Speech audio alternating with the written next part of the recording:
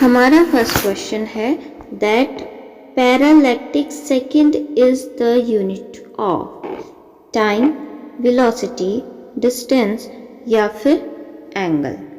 बहुत इजी है ये। किसकी है ये? हमारे पास डिस्टेंस की। Next question, the unit of the nuclear dose given to a patient is fermi, curie, rutherford या फिर रॉन्गटन। जो करेक्ट आंसर है वो है आपके पास रॉन्गटन। नेक्स्ट क्वेश्चन है water equivalent of a body is expressed in calorie, gram, degree kelvin या फिर अर्ग। तो जो करेक्ट आंसर है वो है आपके पास ग्राम। नेक्स्ट क्वेश्चन,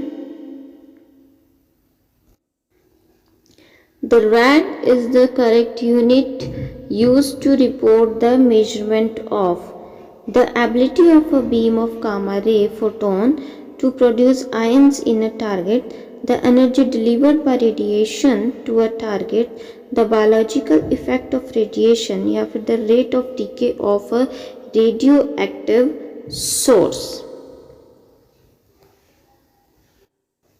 तो जो करेक्ट आंसर है वो है the biological effect of radiations। Next question,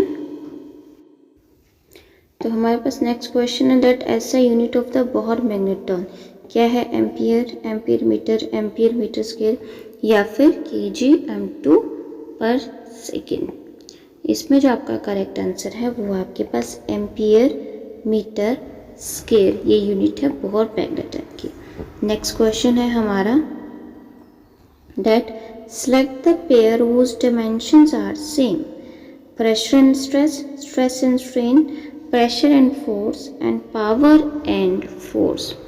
तो इसमें जो आपका करेक्ट आंसर है वो आंसर है आपके पास option A, that is pressure and the stress. देखिए प्रेशर का फॉर्मूला आपके पास आता है फोर्स अपॉन एरिया, जो कि डायमेंशंस आते हैं m1 l-1 T-2। ठीक है।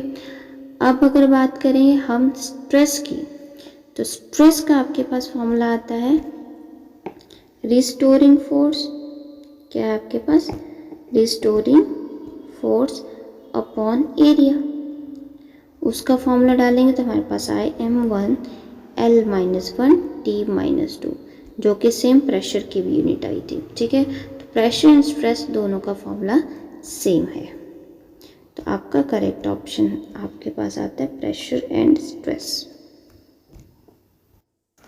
नेक्स्ट क्वेश्चन है हमारे पास that the force F is given by the Stokes equation, जो कि आपके पास क्या होती है?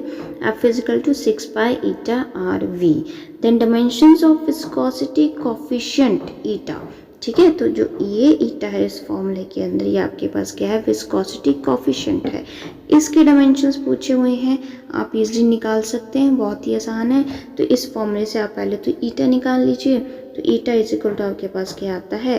F/6 पाई आर वी, जहाँ पे आर भी लेंथ है और जो वेलोसिटी है उसका डायमेंशन फॉर्मूला आपको पता है क्या होता है। ठीक है, लेंथ अपॉन आपके पास टाइम आता है वेलोसिटी का फॉर्मूला। तो आप यहाँ पे इन सब के डायमेंशंस डाल दीजिए। ठीक है, तो आपके पास ईटा के डायमेंशंस इज इक्वल टू आ गया। सबसे पहले फोर्स का लिख दीजिए m1 l1 T-2। ठीक है, फिर आर यानी कि लेंथ, तो उसका L आ गया। उसका वेलोसिटी का होता है LT-1। इसको पूरा सॉल्व कर लीजिए, आपके पास आएगा सॉल्व करने के बाद m1 l-1 T-1, m1 l-1 T-1, ये है आपके पास। तो ये आपके पास कहाँ पे है इसमें आंसर में? Option A, m1 l-1 T-1। अब ये हमारा next question, the force F is given in terms of T and the displacement x by the equation. तो यहाँ पे आपको एक फोर्स की इक्वेशन दे रखी है जहाँ पे बता रखा है कि x आपका डिस्टेंस है और t आपके पास टाइम है, तो यहाँ पे जो ए एंड बी है वो आपके पास एम्पलीट्यूड है यानी कि कांस्टेंट क्वांटिटी है। तो dimensions of beta upon alpha, तो बीटा अपॉन अल्फ़ा निकालना है आपके पास, क्या होगा, ठीक है। 4 ऑप्शन दे रखे हैं आपको।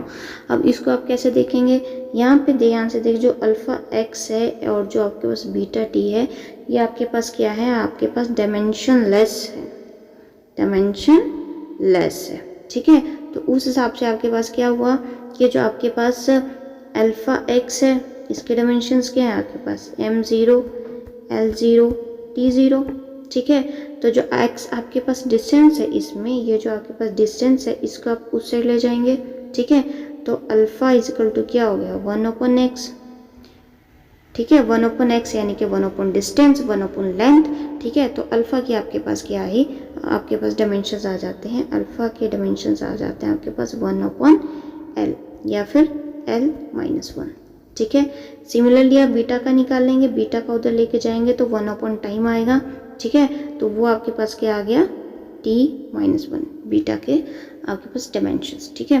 तो इन्होंने इस क्वेश्चन में किसकी रेशियो पूछी हुई है, इन्होंने क्वेश्चन में बीटा अपॉन अल्फ़ा पूछा हुआ है। तो हमारे पास बीटा की हमारे पास क्या आई थी, हमारे पास आई थी t-1 और अल्फ़ा की हमारे पास डायमेंशन फार्मूला आया था, दैट वाज l-1, ठीक है।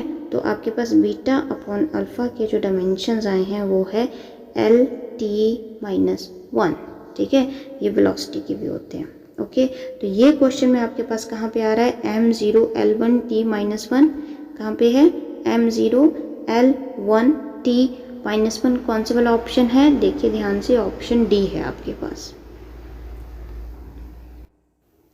हमारा नेक्स्ट क्वेश्चन है that B naught and the E naught denote the magnetic permeability and electrical permittivity of free space, then the dimensions of 1/√μ0 e naught are similar to, किसके, distance, velocity, acceleration या फिर none of this, ठीक है।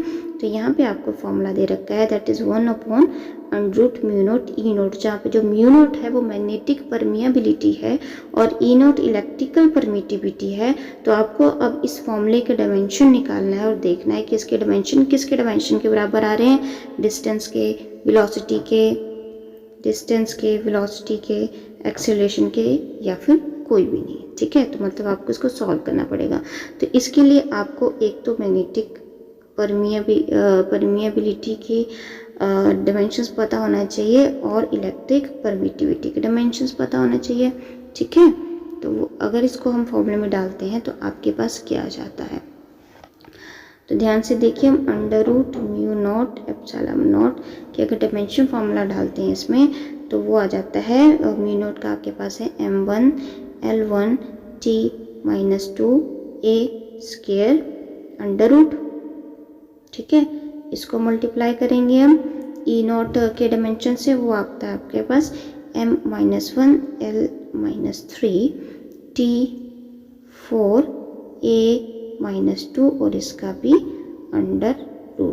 इसको पूरे को आप solve करेंगे, पूरा सॉल्व करने के बाद आप देखेंगे आपके पास आता है l-1 t1, ठीक है, l-1 t1। तो आपका क्या दे रखा है क्वेश्चन में, आपको क्वेश्चन में 1/√μ0 ई नॉट दे रखा है, ठीक है। तो ये हमारे पास क्या आ गया, 1/l-1 t1, यानी कि जब इसको ऊपर लेके जाएंगे तब हमारे पास आ जाएगा l1 t-1, जो कि किसका डायमेंशन फार्मूला होता है, जो कि वेलोसिटी का डायमेंशन फार्मूला होता है, ठीक है। तो क्वेश्चन में आपका सही वाला आंसर है दैट इज बी, वेलोसिटी।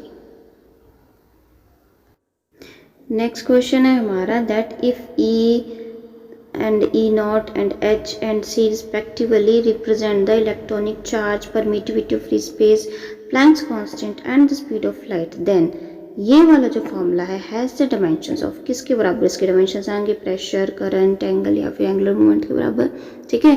तो सबसे पहले ये जो फॉर्मूला है इसके अंदर सबकी यूनिट्स डाल दो, ठीक है, इलेक्ट्रॉनिक चार्ज की, परमिटिविटी की, प्लैंक्स कांस्टेंट की, स्पीड ऑफ द लाइट की, फिर इसको सॉल्व करके देख लो। जब हम इसमें इसकी डायमेंशन फॉर्मूला डालेंगे तो चार्ज के लिए तो आपके पास क्या हो गया ई स्क्वायर फॉर्मूले के अकॉर्डिंगली, ठीक है। ई नॉट यानी कि आपका जो permittivity of the free space है उसके लिए आपके पास डायमेंशन फॉर्मूला हो गया m -1 l -3 t2 q2, ठीक है। अब आपके पास आता है प्लैंक्स कांस्टेंट के लिए, वो है आपके पास m1 l2 t -1 एंड आपके पास आ गई है स्पीड ऑफ द लाइट, वो क्या होगी वेलोसिटी यानी कि lt -1। इसको पूरा सॉल्व कर लेंगे तो आपके पास सब कुछ 0 0 0 हो जाएगा, यानी कि m 0 आ जाएगा, l 0 आ जाएगा और t 0 आ जाएगा, ठीक है। तो अब क्वेश्चन में अगर आप देखेंगे pressure, angle, current and angular momentum, तो ये इसकी यूनिट किसके बराबर है, एंगल के बराबर। एंगल की क्या होती है, एंगल की भी m 0 l 0 t 0, ना मास ना लेंथ ना टाइम, ठीक है। तो आपका जो करेक्ट ऑप्शन है वो ऑप्शन बी है। आपका हमारे चैनल को सब्सक्राइब करना हमें मोटिवेट बनाए रखता है, इसलिए please subscribe my channel him genius.